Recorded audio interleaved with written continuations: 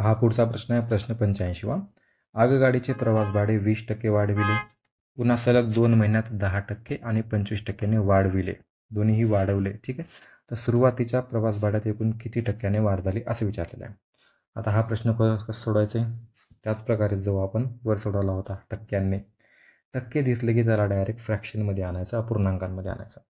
जसं 20% म्हणजे किती असतं? 20/100 म्हणजे 20 एके 20, 20 100. 1/5 आलं. ठीक आहे.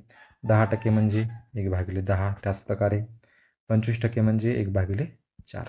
तिन्ही पण भेटले आपल्याला. आता काय काय म्हटले तिन्हीपैकी बघू आता. 20% वाढविले, 2 महिन्यात 10% वाढवले, 25% वाढवले, म्हणजे तिन्ही पण वाढवलेलं आहे. याचा अर्थ 5वर 1 वाढला, 10वर 1 वाढला, 4वर 1 वाढला. बरोबर. 5वर 1 वाढला झालं 6, 10वर 1 वाढला झालं 11, 4वर 1 वाढलं झालं 5. तर अशा प्रकारे आपण हे जे क्रॉसवाले आहेत ह्यांना आपण काटू शकतो. समजते? क्रॉसवाले आहेत त्यांना काटू शकतो आपण. तरी इथला 5 कटला, इथला 5 कटला. बरोबर. तर इथं 2 दुनी 4 झालं, 2 त्रिक 6. इथंपर्यंत कटलं. आता इथून पुढे कटत नाही. तर राहिलं काय? 11 गुणिले 3 इथं झालं 33 आणि 10 गुणिले 2 इथं झालं 20. बरोबर. तर इकडलं आलं 20, इकडलं आलं 33. त्यानं काय म्हणलं, एकूण किती टक्क्यांनी वाढ झालेली आहे. तर पहिले टक्के होते, आपण एवढे समजून घेऊ, 20 पहिले होते. आता वाढवून झालेले आहेत 33. बरोबर. तर मग दोघांमधला फरक किती आहे? 13चा. 13चा फरक आहे. पण 13 वाढलेत कशावरती? बेसिकवरतीच म्हणतो ना आपण. 13 वाढलेत 20वर. तर गुणिले 100 करा त्याच्या पुढे.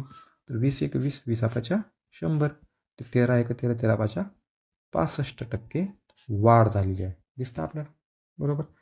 तर इथून काय समजतं की यामध्ये 65% वाढ झालेली आहे. पर्याय क्रमांक 1 याचं उत्तर असणार आहे. पहा किती सोपा प्रश्न होता. उगाच तसले फॉर्म्युले बिर्म्युले लावत बसून किती डोक्याला हे करून घेणार आहे तुम्ही. काय नाही, अशीच हीच जी पर्सेंटेज मेथड आहे ना, याला आपण म्हणतो रामबाण मेथड. रामबाण मेथड आहे. प्रभू रामासारखं वाचवते आपल्याला नेहमी. ठीक आहे. तर 20%, 10%, 25%.